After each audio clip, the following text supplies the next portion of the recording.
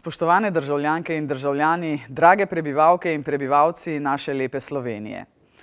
Na upor Slovenk in Slovencev proti okupatorju v drugi svetovni vojni, ki se ga spominjamo danes, moramo biti neizmerno ponosni. Pogum, požrtvovalnost, odločnost in tovarištvo bork in borcev so namreč omogočili obstoj slovenskega naroda ter postavili tudi odločilen temelj za ustanovitev naše samostojne države.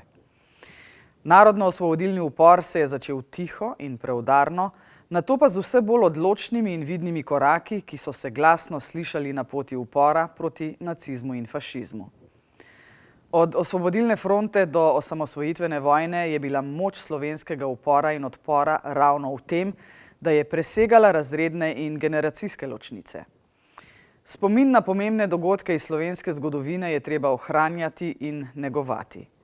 Zato moramo mlade ozaveščati o pomenu prehojene poti, ki je vodila v samostojnost naše države, in jim hkrati položiti na srce, da je mogoče probleme reševati drugače, ne le z oboroženimi spopadi. Letos je Kajuhovo leto. Leto pesnika, ki je pustil veliko strani nepopisanih, ker je pod streli okupatorja umrl star komaj 21 let. Naj zaključim z njegovim verzom. Tako pa še živimo, čeprav nas je milijon samo. Zdahnili bi, da ne trpimo, z uporno dvignjeno glavo. Smrt vsem fašizmom in svoboda vsem narodom.